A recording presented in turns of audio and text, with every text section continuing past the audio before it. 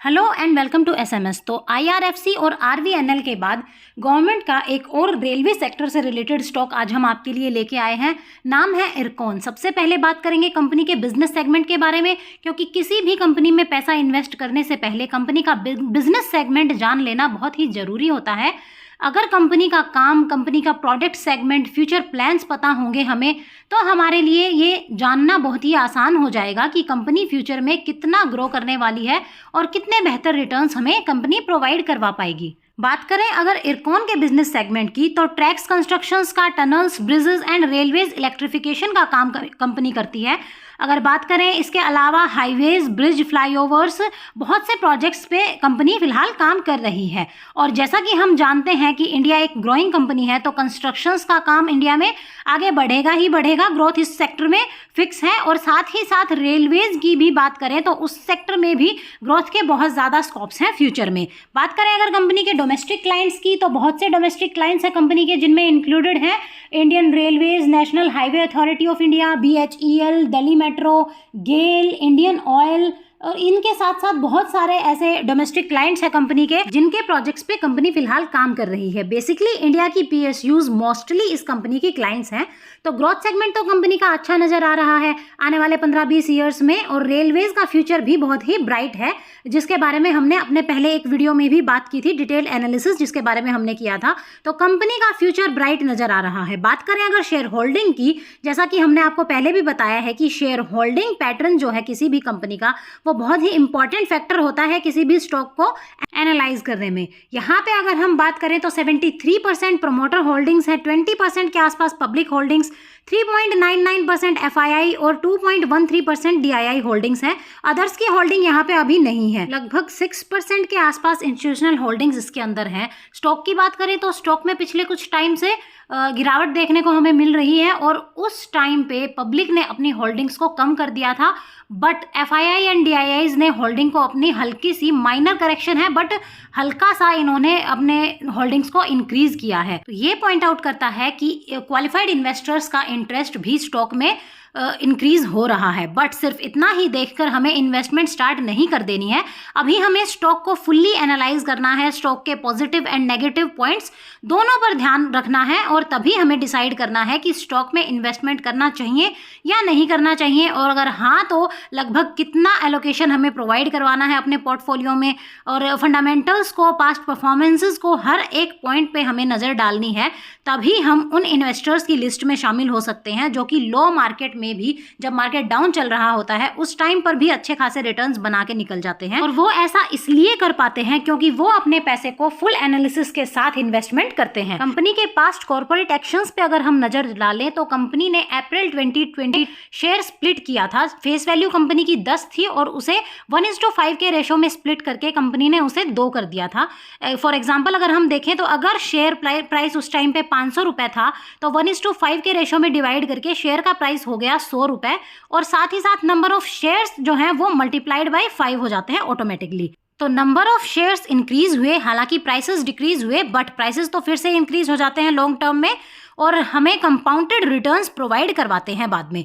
Share split वाले shares हमें अच्छे रिटर्न्स प्रोवाइड करवाने में हेल्पफुल होते हैं। इस चीज़ से ये कंक्लूजन निकला। साथ ही साथ अगर हम बात करें बोनस शेयर्स की, तो कंपनी ने मई 2021 में 1:1 का बोनस इशू किया था इक्विटी शेयर में। और बोनस शेयर में प्राइसेस जो हैं वो डिवाइडेड बाई 2 हो जाते हैं, और नंबर ऑफ शेयर्स जो हैं वो मल्टीप्लाइड बाई 2 हो जाते हैं। जैसे कि अगर हम एग्जाम्पल लें तो किसी भी कंपनी का शेयर प्राइस अगर 200 रुपये है, तो बोनस शेयर के बाद उसका शेयर प्राइस 100 रुपये हो जाएगा, और नंबर ऑफ शेयर्स अगर 500 है तो number of shares multiplied by 2 मतलब 1000 नंबर ऑफ शेयर्स हो जाएंगे।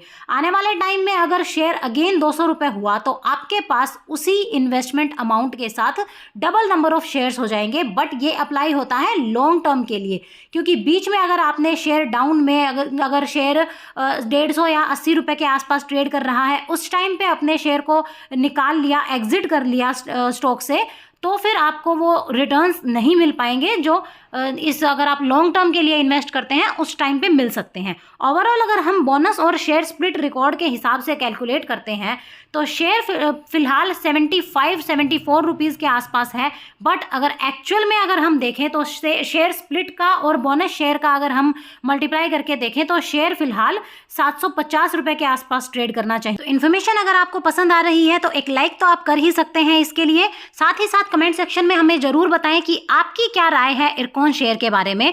और अगर अभी तक आपने हमारे चैनल को सब्सक्राइब नहीं किया है तो चैनल को सब्सक्राइब कर लीजिए, बेल आइकन को प्रेस कर लीजिए ताकि ऐसे ही इन्फॉर्मेटिव वीडियोस सबसे पहले आप तक पहुंच सकें। बात करें अगर हम फंडामेंटल्स के बारे में तो कंपनी का शेयर फिलहाल 74 रुपीज़ के आसपास ट्रेड कर रहा है। 52 वीक लो इसका 34 रुपए के आसपास, 52 वीक हाई 78 रुपीज़ के आसपास रहा है। फेस वैल्यू कंपनी की 2 है, मार्केट कैपिटलाइजेशन 6,988 करोड़ रुपए के आसपास की है, बुक वैल्यू पर शेयर 46 रुपीज़ के आसपास का है। डिविडेंड यील्ड कंपनी का 3.36% है। अच्छा खासा डिविडेंड कंपनी प्रोवाइड करवा रही है। अगर आप 1 करोड़ रुपए लॉन्ग टर्म के लिए इन्वेस्टमेंट करते हैं तो आपको लगभग 3.5 लाख रुपए के आसपास आपको ईयरली डिविडेंड के रूप में मिल सकता है। अगर ओवरऑल फंडामेंटल्स देखें तो अंडर वैल्यूड स्टॉक आ रहा है, तो इन पॉइंट्स को अगर ध्यान में रखकर हम पेशेंस के साथ राइट टाइम पे राइट अमाउंट इन्वेस्ट करते हैं तो नो डाउट हमें फ्यूचर में बहुत ही अच्छे रिटर्न्स मिलेंगे। बात करें अगर स्टॉक में इन्वेस्टमेंट की तो फिलहाल स्टॉक 52 वीक लो इसका 34 के आसपास रहा है और फिलहाल ये डबल है, तो करंट प्राइस पे बाय करना थोड़ा रिस्की हो सकता है हमारे लिए। But PE ratio PEG ratio के हिसाब से अगर हम देखें तो स्टॉक अभी भी अंडर वैल्यूड है। तो अगर मार्केट में सडन डाउनफॉल ना आए, मार्केट अगर पॉजिटिव ही रहे तो अभी भी स्टॉक में अच्छा बूम देखने को मिल सकता है हमें, क्योंकि मार्केट जब डाउन जाता है तब तो अच्छे अच्छे स्टॉक्स ही डाउन चले जाते हैं, तो ये तो चीज़ ही क्या है। तो ओवरऑल फंडामेंटल्स के हिसाब से स्ट्रॉन्ग कंपनी है, अच्छे रिटर्न्स की उम्मीद हम इससे कर सकते हैं। टेक्निकल्स की अगर हम बात करते हैं तो रीसेंट हाई कंपनी ने 66 का बनाया था और उसके बाद डाउनफॉल इसमें देखने को मिला और ये 50 के आसपास आ गया और अब ये 66 के बैरियर को ब्रेक करके फिलहाल 74 पे सस्टेन कर रहा है। 1 डे के कैंडलस्टिक चार्ट के हिसाब से ये रिकॉर्ड्स हैं। बात करें अगर 1 मंथ की तो 50 to 55 के आसपास ये रहा और इसे ब्रेक करके अच्छा हाइक इसने शो किया है। फिलहाल 35 to 40% रिटर्न्स ये ऑलरेडी प्रोवाइड करवा चुका है अपने स्टॉक होल्डर्स को, और वही बात अगर मार्केट अगर अच्छा रहता है तो ये अच्छे खासे रिटर्न्स फ्यूचर में भी प्रोवाइड करवा सकता है। तो टेक्निकली भी स्टॉक गुड अपॉर्चुनिटी शो कर रहा है, बट ओवर द बोर्ड गया है स्टॉक, एक स्पाइक देखने को मिल रहा है और ऐसे स्टॉक में बल्क में इन्वेस्टमेंट हमें नहीं करनी चाहिए, बल्क इन्वेस्टमेंट से हमें बचना चाहिए। साथ ही साथ जो हम आपको बोलते हैं हमेशा कि एवरेज हमेशा ही अच्छा बनाना चाहिए। ओवरऑल अगर हम देखें तो अच्छा स्टॉक है, नो डाउट, अच्छे फंडामेंटल्स हैं, अच्छा ग्रोथ स्कोप है, बट फिर भी हमें बल्क में बाई करने से अभी बचना चाहिए। तो आज के लिए बस इतना ही। वीडियो को लाइक शेयर सब्सक्राइब जरूर कीजिए, चैनल को सब्सक्राइब जरूर कर लीजिए और बेल आइकन को प्रेस कर लीजिए ताकि ऐसी ही इन्फॉर्मेटिव वीडियोस आप तक सबसे पहले पहुंच सकें। Thank you, take care.